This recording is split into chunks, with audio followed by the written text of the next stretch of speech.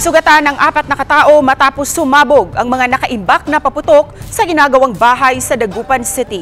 Narito ang report ni Russell Simorio ng GMA Regional TV 1 North Central Luzon.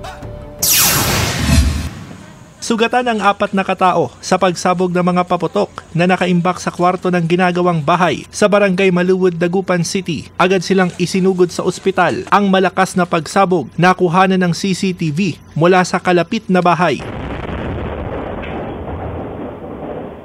Eksakto 11:27 kagabi nang marinig ang pagsabog sa lakas ng impact, nayanig ang bahay. Medyo malakas yung pagsabog na nangyari dito dahil may mga bahay na na-damage sa lakas ng shockwave ng paputok or yung pagsabog. May mga salamin ng mga bahay na na-damage. Nagiba ang mga pader ng ginagawang bahay kung saan sumabog ang mga paputok habang 4 pang katabing istruktura ang napinsala. Ang bahay ni Mang Jose, nabasag ang salamin ng bintana dahil sa pagsabog. Kasi nakatulog ako, gumalaw yung bahay namin. Akala ko nasira na eh. Tapos lumabas ako, yung mga anak ko.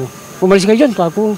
Ayon sa pulisya, nagsindi ng sigarilyo ang isa sa mga biktima malapit sa mga nakaimbak na paputok na siyang tinitignang sanhi ng pagsabog. Sa inisyal na investigasyon na lamang gagamitin sana sa pagsalubong ng bagong taon ang mga paputok, pero hindi kumbinsido ang otoridad. Hindi natin inihiwala yan sa ating investigasyon dahil nga may mga nakita tayong mga sangkap, mga materials na paggawa ng paputok dito sa may blast site natin. Itinanggi ito ng pamilya ng may-ari na mga nakaimbak na paputok kasabay ang paghingi nila ng taus-pusong dispensa sa mga nadamay sa nangyari. Di naman po sir.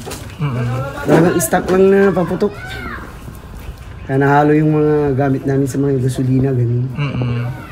Siguro natapunan siguro ng sigarilyo kaya. Mula sa GMA Regional TV 1 North Central Luzon, Russell Simorio nagbabalita para sa GMA Integrated News.